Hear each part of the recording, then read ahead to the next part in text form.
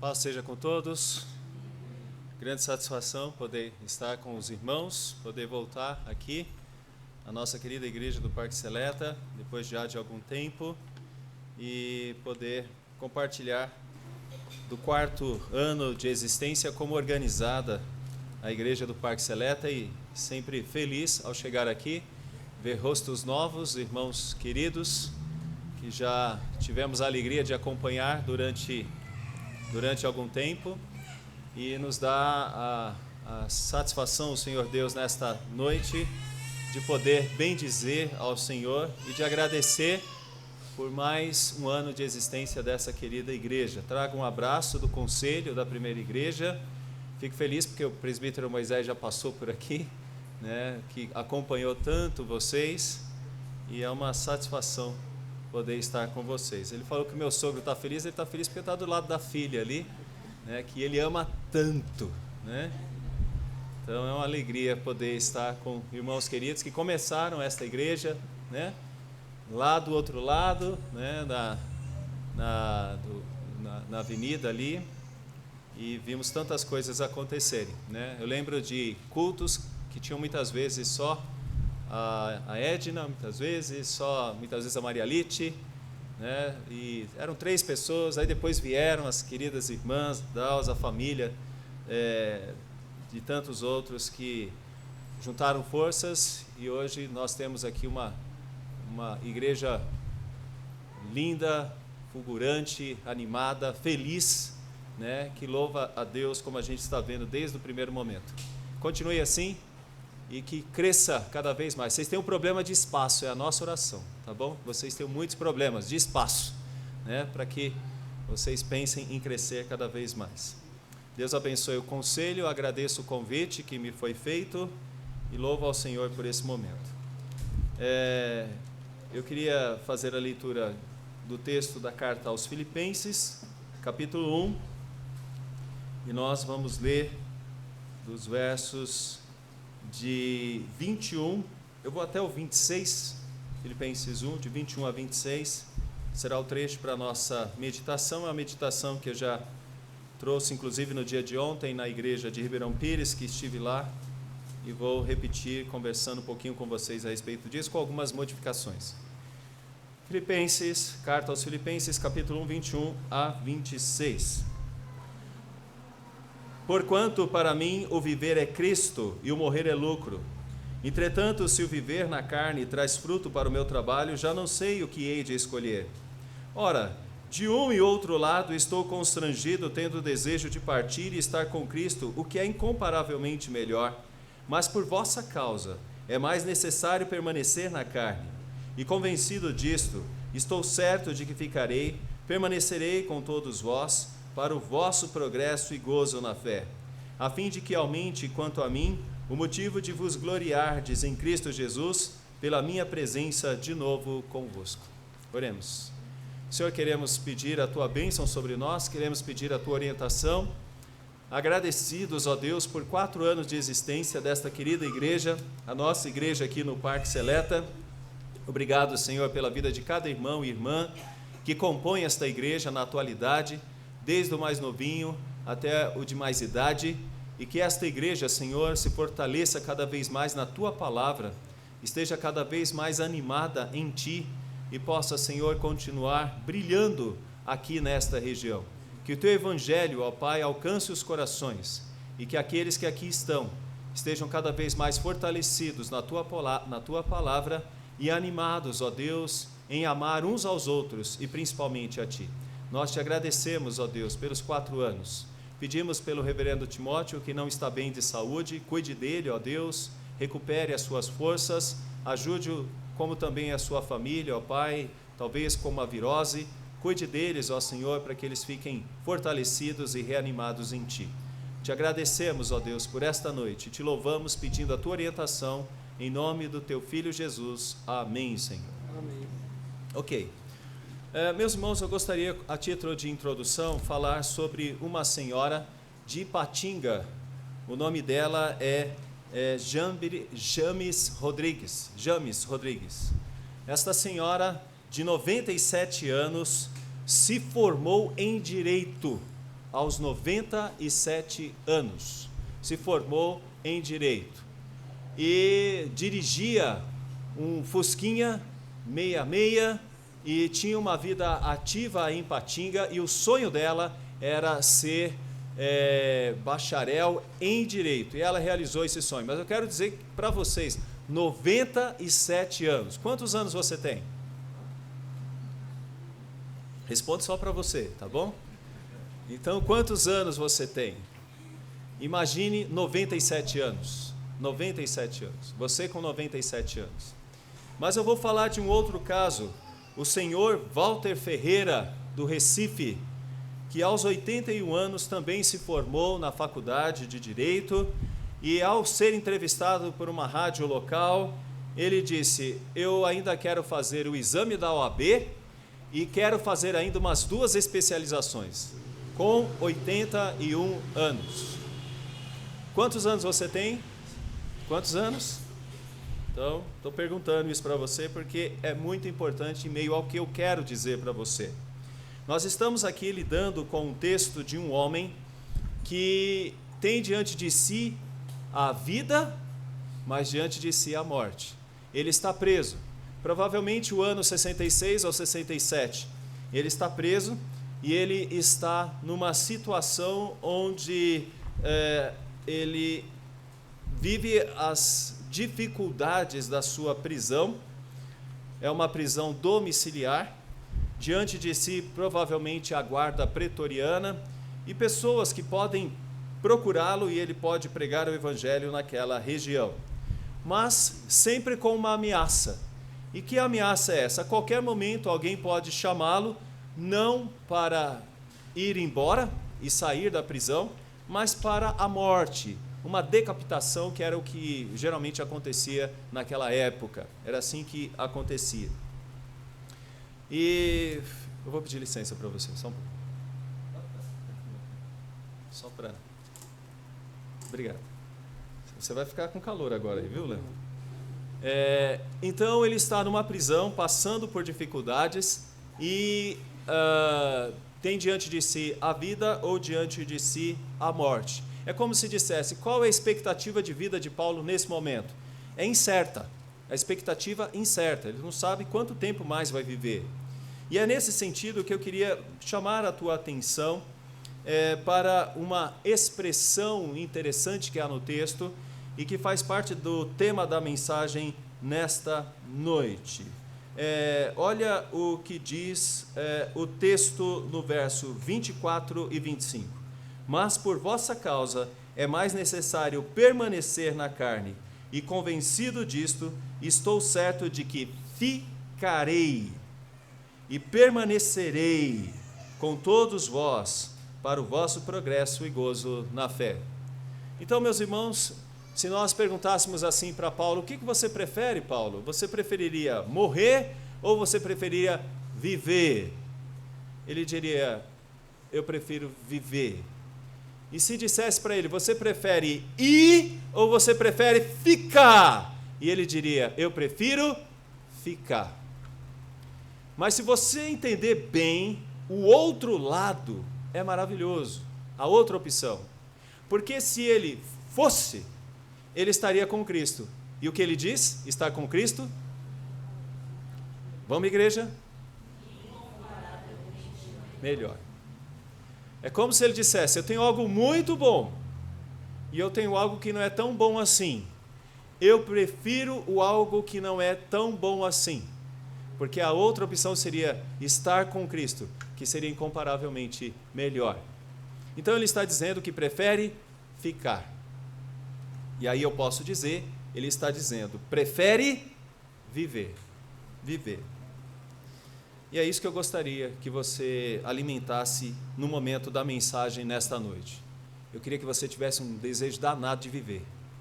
Que você saísse daqui: eu quero viver muito. Eu quero ser igual a James. Eu quero 97 anos e ainda estar fazendo um curso ainda. Eu quero viver. Eu não senti firmeza em vocês não, viu? Que vocês fizeram uma cara de cansado, né? Já estão cansados já. Então eu quero falar sobre outra coisa agora, a título de introdução com vocês, que eu gosto muito de falar sobre isso. Gerontolocência. Alguém já ouviu essa expressão? Não? Eu vou tentar resumir isso para vocês, tá bom? Até o ano de 2010, a expressão é: aos 40 é que começa a vida. Já ouviu aquela expressão? Com 40 anos é que se começa a viver? 40 anos é que começa a vida? Isso mudou de 2010 para cá. Pela quantidade de pessoas com mais de 65 anos na população brasileira e mundial, o que tem sido dito é que a vida não começa mais aos 40, a vida começa aos 60. Eu não vi ninguém dizendo amém aqui. Tem que dizer amém, gente. Tá bom? A vida começa aos 60. Olha que coisa, né? Começa aos 60. E por que é dito isso? Simples, né? A projeção é para que daqui a 3 décadas nós tenhamos na nossa população 50 milhões de pessoas com mais de 65 anos de idade. 50 milhões de pessoas com mais de 65 anos de idade. Isso significa que nós teremos assim um aumento grande. Porque se hoje a população dessa idade é em torno de 11%, daqui a 3 décadas essa população aumenta para 30%. 30%.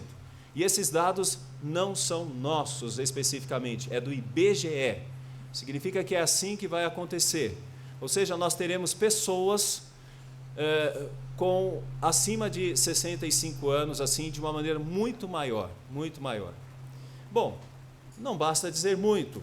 Talvez você conheça pessoas hoje que têm os seus 88, 89, 90 anos. Talvez você conheça pessoas assim. Pessoas com seus 90 e tantos anos, né? Geralmente, quando a gente fala sobre gerontolocense e perguntamos, você conhece alguém? Geralmente as pessoas levantam e conhecem. Na igreja de São Bernardo, nós temos um senhor que tem 97 anos e a sua esposa tem 94 anos e os dois estão juntinhos, muito bem, até hoje, tá bom? O problema é que ele não ouve tão bem, mas ela ouve. Então, ela é os ouvidos dele, né? Mas tem um outro problema, ela não anda tão bem que ela está com problemas nos joelhos, mas ele anda bem, então ele é as pernas dele. Vocês vão conhecer, seu João Pires e Dona Alda, seus irmãos conhecem, né? João Pires e Dona Alda. Nesse ano, aliás, nessa semana agora, eles vão fazer, se eu não me engano, eu devo estar enganado, se eu não me engano, 73 anos de casados. Já pensou isso? E nós conhecemos outras pessoas que vivem aí, estão vivendo aí com seus 90 e poucos anos muito bem. O AGS, o Leonardo conheceu, Dona Emília, que fazia o lanche do AGS, se lembra da Dona Emília? A Dona Emília está com 94 para 95 anos e está toda animada, porque nessa semana vai ter viagem da terceira idade, ela mora no Rio de Janeiro, mas já está pegando um voo porque ela está indo para a terceira idade. Ela liga para mim todo dia e fala: filho, eu estou tão feliz, agora eu vou para a terceira idade, já comprei a passagem. E ela está contando os dias, igual adolescente que vai para acampamento, sabe, que fica aquela coisa, quando que está chegando? Então a gente chama isso de gerontolocência. O que é gerontolocência? Para algumas pessoas que vão viver mais, significa que entre os 60, 70 e 75 anos, vão estar se preparando para coisas novas, que não era tão comum assim. Por exemplo, no início do nosso século, uma pessoa de 40 anos era considerada idosa. Muitos aqui eram ser chamados de idosos, já estariam na terceira idade, já estariam programando o passeio da terceira idade. Com 40 anos. Era considerado idoso no início do século XX. E hoje as coisas mudaram. A pergunta é: como que mudou? Como mudou? A resposta é: mudou porque hoje nós temos uma evolução na ciência. Então as pessoas têm mais remédios, vivem mais, têm uma estabilidade de vida ou uma qualidade de vida melhor.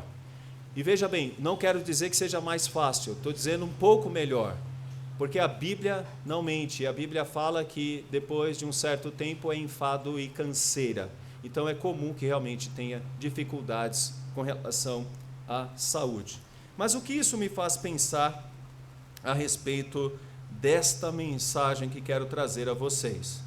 É que se tivéssemos a opção de poder viver muito, ou tivéssemos a opção de poder já morrer e estar com Cristo, qual seria a opção que preferiríamos? E a minha palavra hoje aqui é que você pense como Paulo. A minha ideia é que você tenha o mesmo sentimento de Paulo. Essa é a minha responsabilidade na mensagem de hoje. É fazer com que você queira viver mais e queira viver muito aqui neste mundo. E para isso é necessário que você fique aqui e não vá embora. Que você fique e não vá, tá bom? Então, como que nós vamos compreender esta mensagem dentro dessa preocupação em ficar e não ir? Nós vamos entender isso à luz de 3 lições. Eu queria trazer a primeira. Por que queremos realmente ficar? Olha o que ele diz no verso 24. Eu vou ler toda a perícope, porque aí fica mais fácil para a gente entender.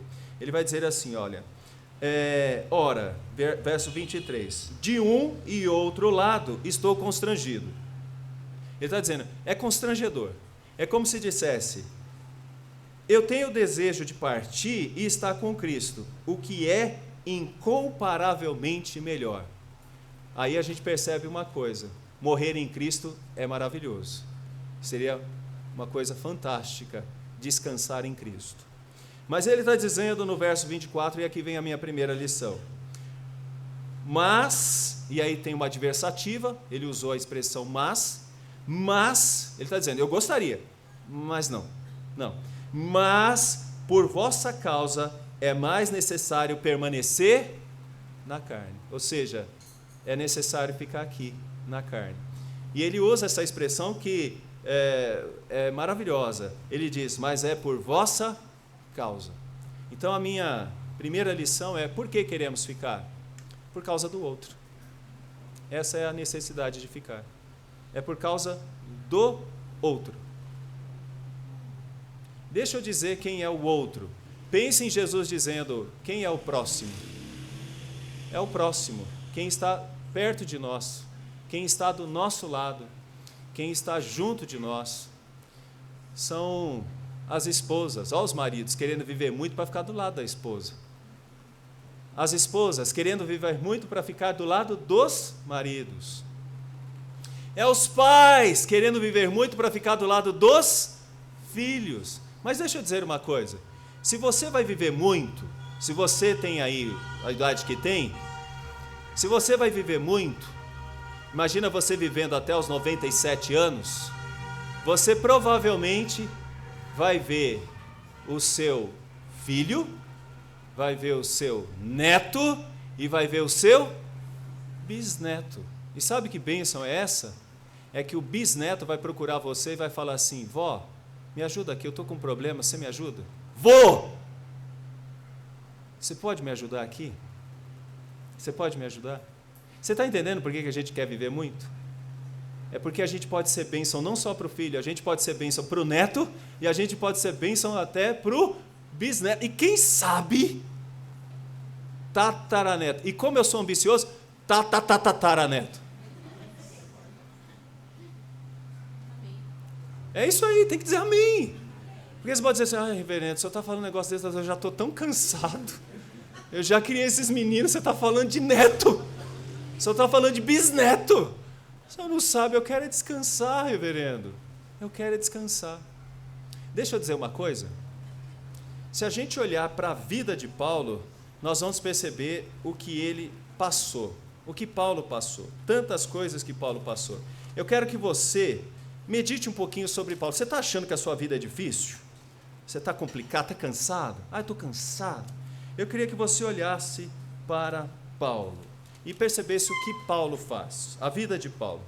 Olha só, segunda carta aos Coríntios, capítulo 11, versos 23 em diante. Siga comigo, senão você vai dormir. Siga comigo, vai lá. 23. São ministros de Cristo? Falo como fora de mim, eu ainda mais. Em trabalhos, muito mais em prisões, em açoites, sem medida, em perigos de morte, muitas vezes. 5 vezes recebi dos judeus uma quarentena de açoites menos um. Fui 3 vezes fustigado com varas, 1 vez apedrejado, em naufrágio 3 vezes, 1 noite e 1 dia passei na voragem do mar, em jornada muitas vezes, em perigos de rios, em perigos de salteadores, em perigos entre patrícios, em perigos entre gentios, em perigos na cidade, em perigos no deserto, em perigos no mar, em perigos entre falsos irmãos, em trabalhos e fadigas, em vigílias muitas vezes, em fome e sede, em jejum muitas vezes, em frio e nudez. Percebeu a vida de Paulo? Um homem que está entre a possibilidade de estar com Cristo ou de viver para ajudar o próximo, a gente por certo entende porque ele gostaria de estar com Cristo, porque seria realmente, incomparavelmente melhor, porque ele estaria descansando de tudo isso daqui. Mas por que Paulo está desejando ficar? Para o vosso crescimento, para vós outros. Ele está preocupado com o próximo. Ele está preocupado com as pessoas que aqui estão. No caso, a igreja de Filipos, mas todas as outras igrejas. Ele tem uma preocupação com o outro, a ponto de dizer, eu poderia estar muito bem estando com Cristo. Mas a gente se coloca no lugar de Paulo e poderia imaginar outra coisa. Ele está entre a prisão e a liberdade. Se vem a prisão é morte, ele poderia morrer. E ele poderia ser livre e ele ficaria solto. O que ele poderia fazer? Se aposentar. E ir para a chácara dele cuidar das galinhas dele. Ir para a chácara dele cuidar dos porcos. Ir para a chácara dele tirar leite da vaca. Plantar couve. Ele poderia fazer essas coisas, ele poderia criar um ambiente para ele, no qual ele não teria que viver todas essas coisas que nós vimos aqui na segunda carta de Paulo aos Coríntios. Mas sabe o que é interessante? Ele está dizendo, se eu não sair daqui vivo, eu vou estar com Cristo. Mas se eu sair daqui vivo, eu vou para a Disney. Não! Ele está dizendo, se eu sair daqui vivo, eu vou para onde? Para o meio de vocês. E vou continuar trabalhando para que a minha vida abençoe a vida de vocês. Olha o interesse de Paulo. Qual é o interesse de Paulo? O interesse de Paulo é com o outro. E aqui nós temos uma grande lição. O nosso mundo é um mundo extremamente egoísta. O produto que é mais vendido hoje, um dos mais caros, tem a expressão I. E não é I de doer. I do inglês é eu. Ou seja, sou eu. A expressão é a mim. Ou seja, nós vivemos uma época de extremo egoísmo. As pessoas estão muito mais preocupadas consigo mesmas do que com os outros. Filhos deixam os pais, largam os pais, não estão nem aí mais com os pais. Crescem, abandonam os pais. Porque eu estou preocupado com a minha vida, tá? Eu estou preocupado com as minhas coisas, tá bom? Eu estou preocupado com as minhas contas, tá? E você esquece aquele que viveu durante tantos anos pagando tudo para você. Fazendo com que você fosse o que você é hoje. Mas nós muitas vezes temos um sentimento tão egoísta que nós não estamos pensando em abençoar a vida dos outros, nós estamos pensando, o que eu ganho nisso? Vocês perceberam que na maioria das vezes é essa a expressão? E o que eu ganho nisso? E o que eu ganho nisso? Paulo não diz isso! Paulo, ele está preocupado com o outro, ele está preocupado com o que o outro está precisando. É por isso que ele está dizendo, eu fico para ajudar o outro. Então você que em potencial pode ser uma avó, recobre o ânimo, se exercita e pensa assim, eu vou ficar porque Deus vai poder me ajudar para que eu possa ajudar a minha neta, o meu neto, o meu bisneto e a minha bisneta. Show dessa história de, eu quero desistir, quero parar. Não. Crente tem que ter um sentimento parecido com esse de Paulo, de ficar, mas veja bem, não é ficar meramente para viajar, para comprar, para se alegrar, para prazeres, é ficar muitas vezes para lutar mesmo a favor do outro, e é assim que é a vida de todos nós.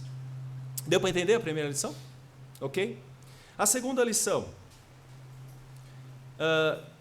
por que Paulo quer ficar? Meus irmãos, Paulo quer ficar porque ele almeja o progresso da igreja. Ele tem um sentimento muito claro, ou seja, uma das preocupações mais claras de Paulo é com a igreja.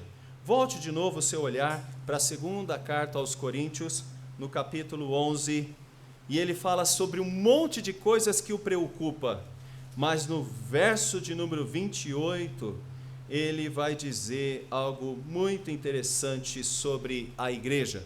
Ele vai dizer algo muito bom, verso 28. Além destas coisas exteriores, ou seja, aquilo que ele está vivendo na carne por causa da igreja, vocês perceberam o que ele viveu? Deu para entender o que ele viveu? O que ele viveu? Naufrágio, fustigado com varas, naufrágios, fustigado com varas, fome, perigo entre inimigos, perigo entre salteadores, perigo entre falsos irmãos. Ele passou por tanta coisa, ele passou por tantos problemas, mas ele diz uma coisa no verso 28 que nos chama muito a atenção e que mostra por que ele quer ficar. Verso 28, vamos ler juntos? Além das coisas exteriores, há o que pesa sobre mim diariamente, a preocupação com todas as igrejas. Agora volte de novo o seu olhar para a carta aos Filipenses, de novo, olha lá na carta aos Filipenses, e vê o que ele diz nos versos de número 25 e 26. Olha o que ele diz: e convencido disto, estou certo de que ficarei e permanecerei com todos vós para o vosso progresso e gozo na fé. Sabe qual é a preocupação de Paulo em ficar? É com o outro, mas mais especificamente a preocupação de Paulo em ficar é com a igreja. Com a igreja. Uma das coisas que nós vimos recentemente que nos deixou tão feliz foi uma pessoa que diz assim: reverendo, eu estou tendo a oportunidade de mudar daqui e ir para um lugar onde eu vou trabalhar e vou ganhar mais do que eu estou ganhando. Mas eu não vou fazer isso, sabe por quê? Eu amo a minha igreja. Vocês entenderam isso? Eu amo a minha igreja. Sabe o que prende essa pessoa? A igreja. O interesse para com a igreja. O interesse para com os irmãos. Eu sei, muitas vezes não dá. Mas eu tenho certeza que essa mensagem deve causar em você uma preocupação.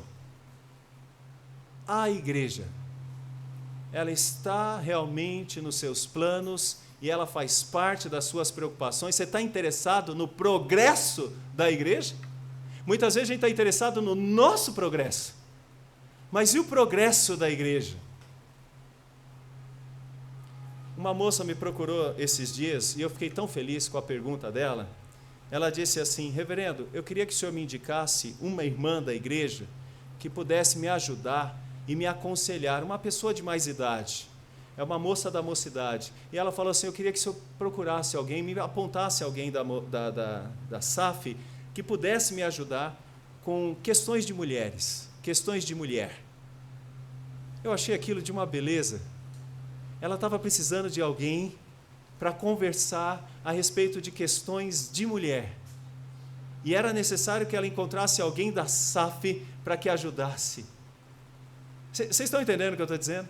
Um apoiando o outro, um ajudando o outro, um sendo ombro para quem sofre, um sendo apoio para quem está passando por dificuldades. Gente, essa é a beleza da igreja. Porque uma pessoa pode procurar socorro numa UBS, pode procurar socorro numa UPA, pode procurar socorro numa clínica, mas ninguém receberá o socorro que uma igreja dá. A igreja dá o socorro da palavra, o socorro do evangelho, o socorro da bênção de Cristo. Os outros problemas são amenizados aqui, por médicos, por psicólogos, eles amenizam. Mas quando uma pessoa recebe um conselho do alto, a orientação da palavra, isso resolve o problema da alma. E é para a vida toda. Para a vida toda. Eu nem lembrava desse fato que o Léo falou aqui agora. Nem lembrava, Léo. Para mim, o Léo esteve sempre na igreja, né? Mas teve um momento que ele estava meio fraquinho. Eu lembro disso. E eu não sabia que isso tinha feito tanta diferença. Mas é assim que é a igreja. E vocês têm que pensar, eu posso ser bênção para alguém também? Muitas vezes nós estamos querendo ser abençoados. Eu quero que alguém me abençoe, eu quero que alguém me abençoe. Ninguém me abençoa. Por que ninguém me abençoa? Eu quero ser abençoado também. Me abençoa alguém! Eu queria dizer para você o seguinte, pense talvez em ser diferente. Pense em abençoar a vida de alguém. Pense em fazer o progresso de alguém. É esse o desejo de Paulo nessa carta. Ele está dizendo assim, eu quero ficar, porque eu estou preocupado com os meus irmãos. Eu quero ficar, porque eu estou preocupado com o progresso da igreja. É por isso que uma igreja dura 4 anos. Porque um crente pode dizer assim, se eu não for, não é o pastor que vai sentir falta. Se eu não for, eu vou desanimar um outro irmão. Porque é como se fosse a brasa, sabe? Se está faltando brasa, o que acontece com o fogo? O fogo vai minguando. Então, quando alguém fala, eu estou cansado, mas eu vou. Essa pessoa está fazendo um favor de abençoar a vida da igreja, para que outras pessoas se sintam animados com a presença dela, com a presença dele. É o progresso do outro, o progresso na vida do outro. E é isso que Paulo está imaginando e pensando aqui nesse texto. Então significa aqui, meus irmãos, algo muito importante e bonito para todos nós. Que um crente, ele deve ter o desejo de viver para abençoar o outro, e ele deve ter o desejo de viver para o progresso da igreja. Para o progresso da igreja. Meus irmãos, é muito fácil uma igreja acabar, é muito fácil uma igreja se dividir, é muito fácil uma igreja perder as forças. Então, constantemente um crente deve estar atento ao progresso da igreja. E deve estar dizendo, o que eu vou fazer para ajudar? O que eu posso fazer para ajudar? E é assim que aparecem os cantores, é assim que aparecem os tocadores, é assim que aparecem as pessoas da SAF, é assim que aparecem as pessoas da UPH, é assim que aparecem as pessoas da UPA, é assim que aparecem as pessoas da UCP. Todos eles se sentem atingidos por um desejo tremendo de fazer com que a igreja vá adiante, que a igreja cresça, que a igreja se desenvolva, que a igreja caminhe muito. Então, meus irmãos, eu queria que nós percebêssemos isso, tá bom? Imaginássemos isso. Por que queremos ficar? Queremos ficar para o bem do próximo, queremos ficar para o crescimento da igreja. Deu para entender as 2 lições? Já? Vocês estão bem aí? Tá tudo bem? Tá joia. Então vamos para uma terceira e última lição. Eu não estou tirando a realidade de que você está cansado já, ainda mais nesse mundo. Como é cansativo viver nesse mundo. Por exemplo, como é cansativo ter filhos. Como é cansativo viver, não é? Não é isso mesmo? E você está falando assim, reverendo, o senhor está falando que eu quero viver muito, que eu tenho que viver muito com 97 anos, e ainda estudar, trabalhar. É isso mesmo, é isso mesmo. Mas eu queria que você entendesse isso por uma seguinte colocação. A nossa vida é de missão, é uma vida de missão, é de poder abençoar a vida de outras pessoas, é ter esse desejo de querer abençoar a vida de pessoas.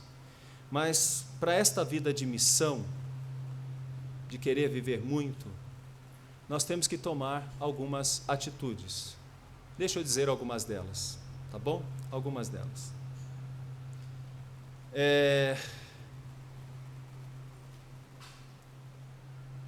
Paulo tem diante de si uma possibilidade de viver, porque ele está diante da morte. E essa morte não vem meramente por uma questão de enfermidade, vem por uma sentença. Ele pode ser condenado, injustamente, mas ele será condenado. Mas eu queria que a gente pensasse assim, o que é ter um desejo, uma intenção de viver muito? Como podemos ter um desejo, uma intenção de viver muito? Eu vou perguntar isso para você, eu vou me intrometer na sua vida nesse sentido, tá bom? O que você come durante a semana? Paulo está numa prisão, ele não controla, alguém pode chegar e matá-lo. Mas deixa eu dizer uma coisa, você pode estar comendo coisas que te matam. Eu estou me intrometendo na sua dieta realmente. E alguém vai dizer, reverendo, você está parecendo coisa de religião aí, de outras coisas, se preocupa com a dieta da gente. Mas deixa eu dizer uma coisa, para viver muito, você tem que cuidar do que você come. Eu digo que há cânticos que dizem assim, cuidado, olhinho que vê, cuidado, sei lá, não é? Não tem uma cântica? Tinha que ter um cântico mais ou menos assim, cuidado, boquinha, o que come. Sabe por quê? Nós muitas vezes falamos que queremos ter saúde, e pedimos a Deus saúde, mas temos a responsabilidade de comer bem. Então, se você quer viver bastante, e você quer abençoar a vida de outros, e você quer o progresso na fé, eu queria que você entendesse que você tem que tomar cuidado com o que você come. Nem vou dizer do que você bebe, mas vou falar do que você come. E é isso mesmo, porque tem alguns crentes que falam assim, eu não bebo bebida alcoólica, amém, mas toma 2 litros de coca, desculpa a coca.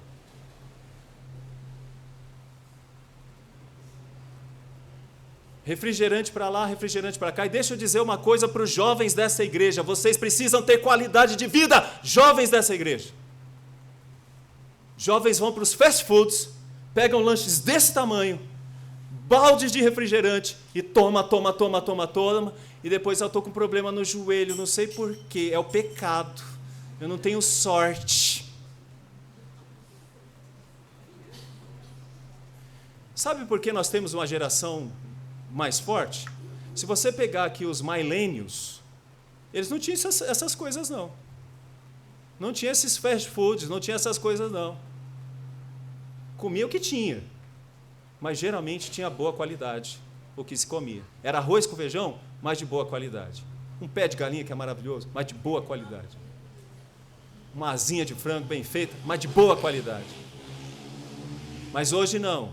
Nós no eu, estamos muitas vezes só preocupados com coisas desse tipo.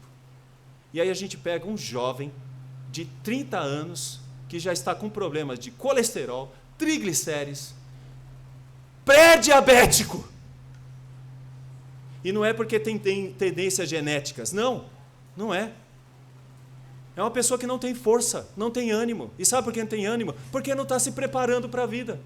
Paulo está diante de uma situação que ele não controla. Alguém pode chegar e dizer, você vai morrer. Mas deixa eu dizer uma coisa. No que depender de nós, tomemos cuidado com o que nós comemos. Você falou, bem, reverendo, eu vim aqui nesta noite para ter uma aula sobre o que comer. Eu estou já me sentindo culpado com o que eu já comi hoje. Mas eu quero que você sinta isso mesmo. A minha mensagem nesta noite é para que você sinta isso. Sabe por quê? Porque a gente vê umas religiões por aí que cuidam muito bem da saúde. Você fala, puxa, como cuida bem da saúde? E a gente fala, mas é seita. Mas deixa eu dizer uma coisa para nós. A gente precisa dizer isso. Abraão foi chamado com quantos anos? Com quantos anos Abraão foi chamado? 75 anos. E Abraão fez a diferença na vida de todos nós com 75 anos. Não sei quantos anos você tem, mas eu sei que você pode fazer a diferença na vida de muitas pessoas, dos seus filhos, dos seus netos, e se Deus quiser, dos seus bisnetos. Aí você fala, reverendo, mas eu não tenho ainda esposo. Eu não sei o que pode acontecer na sua vida, mas se você tiver força e saúde, você pode ser bênção para muitas pessoas que não tem que ser alguém especificamente da sua família. Você pode abençoar tantas pessoas.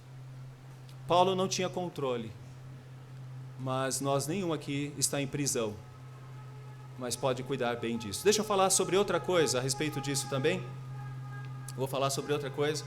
Seu corpo. Nós temos um problema muito sério. As pessoas cuidam muito bem, muitas vezes, da parte espiritual, mas isso mostra uma tendência gnóstica no nosso meio. Sabe o que é gnosticismo? O gnosticismo dizia, o corpo não é tão importante, o importante é a elevação da alma. Crente entende que Deus nos salva tanto a alma quanto o corpo. Enquanto esse corpo está aqui neste lugar, ele tem uma oportunidade de poder abençoar a vida de outros. Mas deixa eu dizer uma coisa que nós chamamos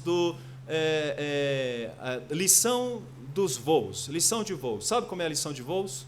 Funciona mais ou menos assim. Se acontecer alguma coisa, a cabina será despressurizada e máscaras cairão. E qual é a lição? Você pega a máscara e coloca primeiro em você, para que depois você coloque na outra pessoa. Por que que é necessário isso? Porque você precisa estar bem para poder cuidar da pessoa que está do lado. Se você não estiver bem, tanto você como a pessoa do lado, se for uma criança especificamente, vai passar por grandes problemas, porque a pessoa que é responsável não está bem.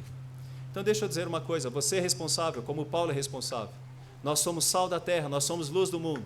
Vós sois raça eleita, sacerdócio real, nação santa, povo de propriedade exclusiva de Deus, a fim de proclamar as virtudes daquele que vos chamou das trevas para a sua maravilhosa luz. Então deixa eu dizer uma coisa, você tem que fazer isso com sua alma, mas você faz isso com o veículo, que é o seu corpo.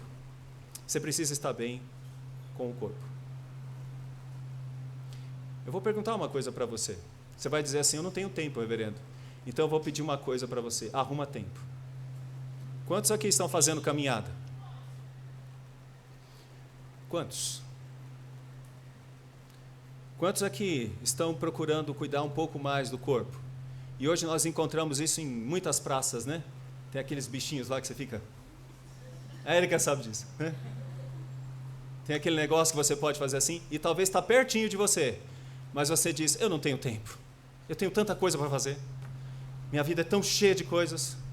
Deixa eu dizer uma coisa, o corpo, meus irmãos, gosta de parar. Vocês sabiam disso? O corpo gosta de parar. Se o corpo arrumar um cantinho para deitar, olha, um sono tão gostoso, é bom demais. É bom demais. Então eu queria dizer para você uma coisa que chama muito a atenção. Lute para ter uma qualidade de vida melhor. E olha bem o que eu estou falando, você não está tendo aqui uma lição do tipo, nossa, o reverendo veio aqui para falar de corpo estranho, né? Um negócio assim. Eu não estou preocupado com bíceps, com tríceps, com quadríceps, com músculos, com essas coisas de academia, né? Nada contra a academia, mas olha como é que eu estou, aí vai para o espelho, fica 3 horas no espelho. Não, eu não estou preocupado com isso. Sabe com o que eu estou preocupado? É com você bem fisicamente, para que você possa abençoar outras pessoas espiritualmente. Olha que coisa, você bem fisicamente, para poder abençoar outras pessoas espiritualmente. Vamos falar isso? Nós bem fisicamente, para abençoar outras pessoas espiritualmente. Então eu diria, cuida do que você come, cuida do seu corpo, tá bom? Mas a lição fundamental que eu tenho aqui para você é que você tem uma ideia bem clara.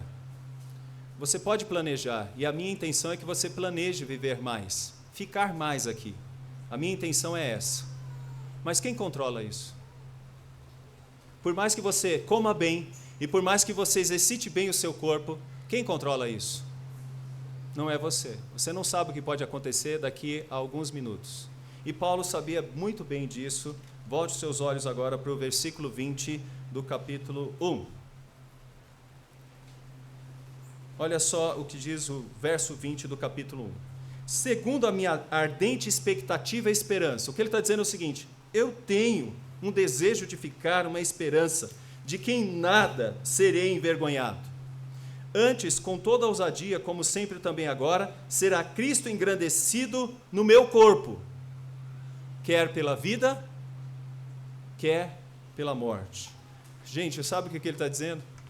Que se for da vontade de Deus que ele fique, ele vai ficar. Mas se for da vontade de Deus que ele vá, ele vai. Então aqui temos uma coisa bem clara. Você pode ter o desejo de querer viver muito, mas não depende de você. Depende tão e exclusivamente de Deus. Mas a minha palavra hoje aqui é que você faça como Paulo. Eu não sei o que pode acontecer comigo, se tu queres que eu vá logo ou não. E eu poderia contar vários casos de pessoas que não estão mais conosco, de pessoas que já foram, de pessoas que não estão mais aqui. Mas eu vou só usar uma ilustração de um pregador que gosto muito, chamado Stephen Lawson. Stephen Lawson, ele falou uma coisa sobre esse texto que chama muito a nossa atenção. Ele disse algo mais ou menos assim: minha mãe morreu e eu tenho uma saudade danada da minha mãe. O meu pai morreu e eu tenho uma saudade danada do meu pai. O meu mestre morreu, R.C. Sproul, e eu tenho uma saudade danada do meu mestre. Mas ele diz por A mais B: eles vão ficar esperando, porque eu quero estar vivo para poder abençoar a vida de outras pessoas. Que eles aguardem um pouco, porque eu tenho muita coisa para fazer ainda neste mundo. Você pode dizer a mesma coisa? Você pode dizer: eu tenho muita coisa para fazer neste mundo? Eu quero dizer que esta igreja que completa 4 anos precisa de você, e precisa do seu interesse para com ela, e precisa do seu envolvimento para com ela, e você precisa estar cada vez mais preparado para ajudar esta igreja a continuar crescendo e se desenvolvendo. Esta é uma das principais motivações para querer viver. E automaticamente outras pessoas serão abençoadas.